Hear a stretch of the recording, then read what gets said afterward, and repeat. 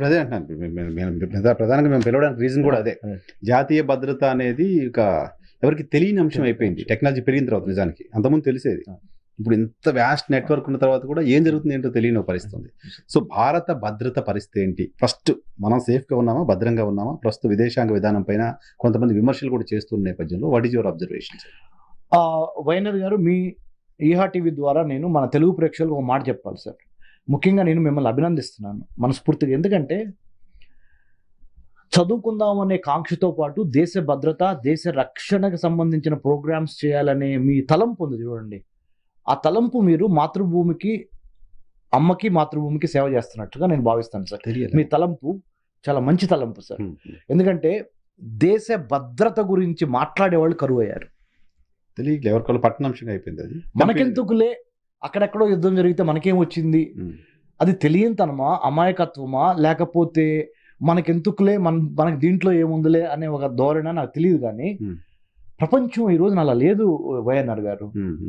ఎక్కడో ఏ మారుమూల ఏ సంఘటన జరిగినా దాని ఇంప్లికేషన్స్, రిపర్కషన్స్, దాని ట్రెమర్స్ అంటే ప్రకంపనలు అంటాను చూడండి. Tremor, political tremors, religious tremors, energy security tremors, food security, cyber security, coastal security, maritime security, seaport security, border security, ఇలా సెక్యూరిటీ మనకి మెడిసిన్లో ఎట్లయితే డిఫరెంట్ స్పెషలైజేషన్స్ వచ్చినాయో, సెక్యూరిటీలో కూడా డిఫరెంట్ స్పెషలైజేషన్స్ వచ్చేసినాయి.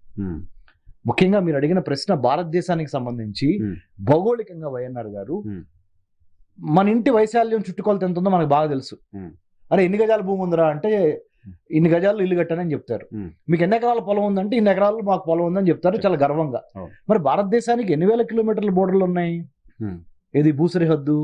ఏ దేశాలతో మనం బోర్డర్ షేర్ చేసుకుంటున్నాం? భారతదేశం పక్కన ఉన్న దేశాలతో.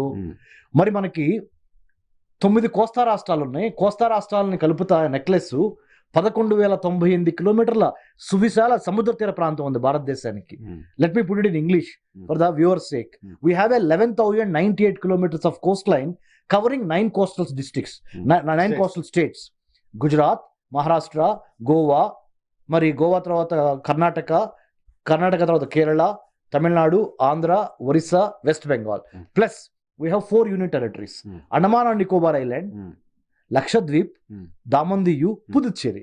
ఈ మొత్తం కలిపితే 11,098 kilometers భారతదేశం యొక్క కోస్ట్ లైన్ ఉంది. దీంతో పాటు 15,000 kilometers of land borders India has. ఈ 15,000 kilometers భూ సరిహద్దును కాపాడుకునే గురుతర బాధ్యత ఒక army, navy, air force, coast గార్డ్తో కాదు, వైఎన్ఆర్ గారిది, రమేష్ కన్నగంటిది, ఈ ప్రోగ్రాం చూస్తున్న ప్రతి భారతీయుడిది, ప్రతి తెలుగు పౌరుడిది. ఎందుకంటే మెన్ ఇన్ యూనిఫామ్ లో ఉన్న వాళ్ళు మాత్రమే ఇంత సువిశాల ప్రాంతాన్ని కాపాడగలరా చెప్పండి? ఇంపాసిబుల్. మనకి యూనిఫామ్ లో ఉన్న సోల్జర్స్ ఎంతమంది తెలుసా సార్? మహా అయితే 12 నుంచి 20 లక్షల మధ్య ఉన్నారు. అంతే, మహా అయితే 12 నుంచి 20 లక్షల మధ్య. ఆ 12 నుంచి 20 లక్షల మధ్య అనే మాట ఎందుకు వాడానంటే నేను మిగతా పారామిలిటరీ ఫోర్సెస్ కూడా కౌంట్ చేస్తున్నా.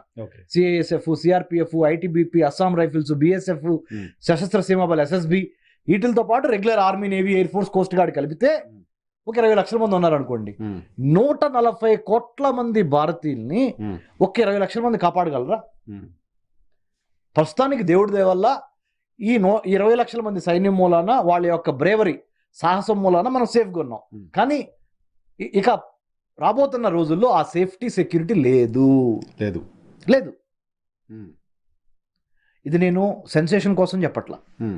మనసా వాచా కర్మణ.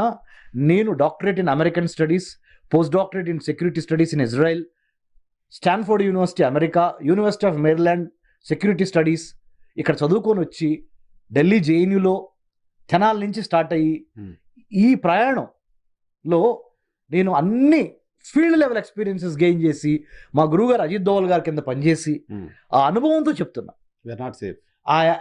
We are not safe in a sense that if you are not aware, if you are not conscious, you are not safe. You have to be aware. నేనేమంటున్నానంటే ఈహా టీవీ ద్వారా 20 లక్షల మంది మెన్ ఇన్ యూనిఫామ్, సైనిక దుస్తులు వేసుకున్న వాళ్ళ చేతిలో దేశం మొత్తాన్ని పెట్టొద్దు. మన దేశానికి సంబంధించిన మిత్రులు ఎవరు, శత్రువులు ఎవరు, ప్రమాదాలు ఎక్కడెక్కడి నుంచి పొంచి ఉన్నవి అనే దాని మీద కనీస అవగాహన ఉండాలి. మనము పెంచుకొని మన 20 లక్షల మంది సైన్యానికి మనము మోరల్ సపోర్ట్ ఇస్తా అంతర్గతంగా భారతదేశాన్ని కాపాడుకుంటే మనము వాళ్ళు బోర్డర్లో మనల్ని కాపాడతారు. ఈ రెండు కలవాలని చెప్తున్నా నేను. ఇప్పటి వరకు ఏమైంది, మొత్తం దీనికి వదిలేసేసాం, బోర్డర్ సెక్యూరిటీకి. ఇంటర్నల్ సెక్యూరిటీ గాలికి వదిలేసాం. ఈ ఇంటర్నల్ సెక్యూరిటీ కూడా ఎవరికి వదిలేసామంటే వైఎన్ఆర్ గారు, police, customs, excise, narcotics, plus CISF, CRPF, plus ITBP, ఇలాంటి వాటికి వదిలేసేసాం. ఓకే. వీటితో పాటు మనము ప్రతి పౌరుడు ఒక సైనికుల్లాగా మనస్తత్వాన్ని, mind set, what all I'm requesting is మనస్తత్వం మార్చుకొని, యాటిట్యూడ్ మార్చుకొని, యుద్ధానికి సంబంధించి ఎక్కడో జరుగుతుందని వదిలేకుండా యుద్ధానికి సంబంధించిన కారణాలు, యుద్ధం ఎందుకు జరుగుతుంది, దాని మూలాన ఎటువంటి పర్యవసానం, the effects, the implications of that war on our life, plus ఈ 3 దేశాలు కొట్టుకుంటున్నాయి కదా, ఆ 3 దేశాలు ఇంకో 30 దేశాలు యుద్ధానికి లాగినాయి కదా, అంటే మినీ వరల్డ్ వార్ వచ్చేసింది ఇప్పుడు. అక్కడి నుంచి నేర్చుకోవాలి. తెలివిగలవాడు ఎప్పుడు ఏం చేస్తాడంటే తన చేతులు కాల్చుకోకుండా పక్కన ఎక్కడన్నా ఇబ్బందులు జరుగుతుంటే, యుద్ధాలు జరుగుతుంటే వాటి నుంచి మనం ఎటువంటి లెసన్స్ నేర్చుకోవాలి అనేది ఒకటి, ఆ స్పృహ, కాన్షియస్నెస్. రెండోది, భారతదేశాన్ని ఒక 5 భాగాలుగా విభజిస్తాం. ఫస్ట్, ఈ 5 భాగాలు పంచభూతాలు: గాలి, నింగి, నీరు, నిప్పు, ఆకాశం, భూమి అంటాం కదా. అలానే ఫిజికల్ స్పేస్ ఆఫ్ ఇండియా, భారతదేశాన్ని భౌగోళికంగా రక్షించుకోవాలి. రెండోది, పొలిటికల్ స్పేస్ ఆఫ్ ఇండియా, భారతదేశాన్ని, భారతదేశంలో ఉన్న ప్రజాస్వామ్య వ్యవస్థని కాపాడుకోవాలి. పొలిటికల్ స్పేస్ ఆఫ్ ఇండియా రెండోది. మూడోది, సైబర్ స్పేస్ ఆఫ్ ఇండియా, అంతర్జాలం, ఇంటర్నెట్, భారతదేశానికి సంబంధించిన అంతర్జాల స్పేస్ని కాపాడుకోవాలి. 3. 4, సర్వీస్ సెక్టర్ స్పేస్, సేవా రంగాలు ప్లస్ మ్యానుఫ్యాక్చరింగ్ స్పేస్, ఆ రెండింటిని ఒక చోట పెడుతున్నా. ఉత్పాదిత సేవా రంగాల్ని కాపాడుకోవాలి. అది 4వ స్పేస్. 5వ స్పేసు, అతి ఇంపార్టెంట్ స్పేస్, మ్యారిటైమ్ స్పేస్. భారతదేశానికి ఉన్న హిందూ మహాసముద్ర పరిరక్షణ మనం చేయకపోతే చాలా ఇబ్బందులు ఉన్నాయి. అది నేను మళ్ళీ చెప్తాను, కానీ ఇప్పుడు 5 స్పేసెస్ చెప్తున్నా. Physical space, political space, cyber space, manufacturing and service sector space and maritime space. ఈ 5 పంచభూతాలని కాపాడుకోవటానికి మనం ఏం చేయాలంటే వైఎన్ఆర్ గారు, we have to plan, we have to prepare, we have to perspire and then we have to inspire. వీటితో పాటుగా we need to have the will to protect these 5 spaces. We need to have the skill to protect these 5 spaces. Then you can go for the kill. That is the way of strategizing. SWOT analysis అంటారు. మన strength ఏంటి, మన weakness ఏంటి, మన opportunity ఏంటి, మన threat ఏంటి, ఈ SWOT అనాలిసిస్ చేయాల్సిన బాధ్యత ఇప్పటి వరకు 1947 15th ఆగస్ట్ నుంచి 2026 ఫిబ్రవరి 27th వరకు army, navy, air force, coast guard, police, ITBP, రా, ఇంటెలిజెన్స్ బ్యూరోకి వదిలేసాం.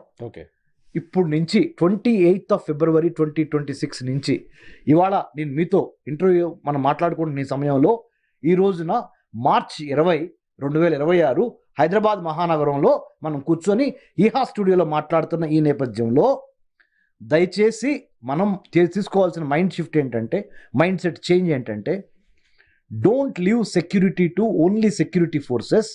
You have to feel like a soldier or a police officer or at least a very spirited citizen. లేకపోతే ఈ 5 స్పేసెస్ ఉన్నాయే, ఈ 5 స్పేసెస్లోకి China రావచ్చు, America రావచ్చు, Iran రావచ్చు, Israel రావచ్చు, వేరే వాళ్ళు ఎవరైనా రావచ్చు, రష్యా రావచ్చు, చైనా రావచ్చు, లేకపోతే నార్త్ కొరియా రావచ్చు. చెప్తా ఎందుకంటే అంతర్జాతీయ సంబంధాల్లో శాశ్వత మిత్రులు, శాశ్వత శత్రువులు ఉండరు. అంతర్జాతీయ సంబంధాల్లో కూడా ఉండరు. భారత రాజకీయాల్లోనే అనుకున్నారు కాదు. అంతర్జాతీయ ఇంటర్నేషనల్ రిలేషన్స్ లో there are no permanent friends and no permanent enemies. Only interest of that nation is permanently deciding factor. ఆ దేశ రాజకీయ ఆర్థిక ప్రయోజనాలను బట్టి ఆ దేశం నడుచుకుంటుందే కానీ శాశ్వతంగా ఎమోషనల్గా మిత్రత్వం కానీ శాశ్వత శత్రుత్వం కూడా ఉండదు. మళ్ళీ ఈ నానుడు ఇప్పుడు నేను ఏదో చెప్పాను, one line, there are no permanent friends and permanent enemies in international relations, only interest of that particular nation at that particular point of time drives the decision making of that particular country. Okay, this is the new foreign policy na? Policy This is the world's new foreign policy na? Like India. అంటే కాదు, this has been there for ages. కానీ అది ఇప్పుడు clear గా మన కళ్ళ ముందర కనపడుతుంది.